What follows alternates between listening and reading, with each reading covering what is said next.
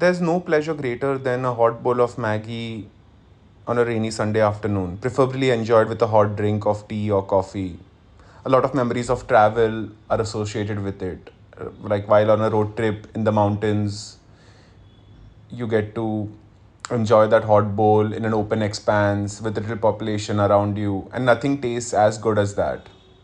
Or growing up memories are also intertwined with it, fighting over with siblings over that one packet which your parents have bought for you after a lot of coaxing and a lot of tantrums have been thrown, and you then split it down the middle carefully like a scientist so that neither of the siblings has got more than the other.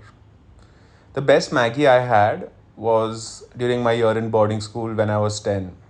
It was a boarding school in Panchgani, and I often describe it as the one next to the one where Freddie Mercury had studied. We weren't allowed to bring any food from home or buy anything from the market, and this was because the food in the mess was really bad, and if we were allowed to get our own tuck, no student would eat in that mess.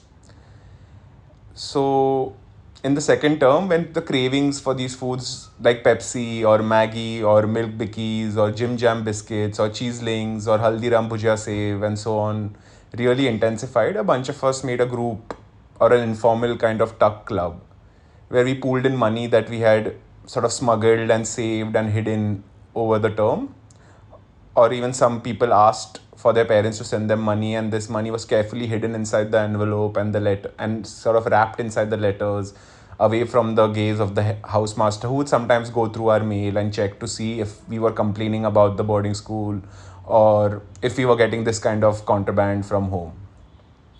And and then this money was handed to the day scholars, the students who studied with us but then went home at the end of the day.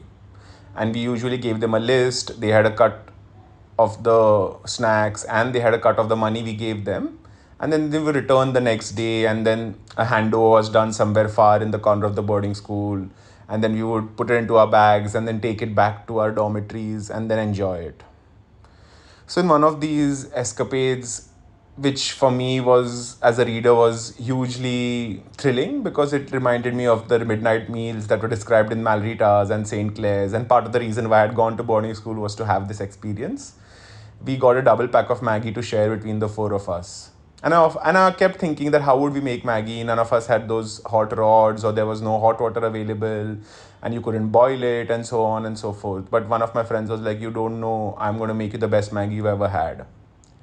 So he, during a Sunday afternoon, which is basically nap time, where we are left to our own devices for 3 hours, while all the teachers and the domestic staff all go and nap and sort of leave us to read or sleep and so on.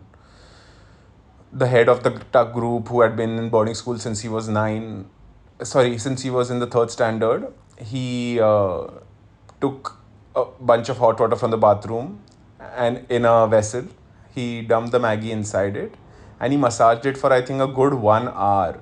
Like he was just roaming around the boarding school dormitory, massaging it, far away from any gaze, in a corner in near his bed.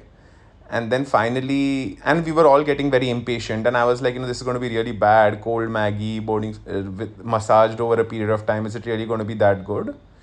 And then finally all of us went to the bathroom to enjoy it, because if we were caught, who knows what could have happened. There were all these rumors that someone had been expelled for getting food from outside, or our parents would be called, or I don't know, the headmaster would beat us with his ruler and so on.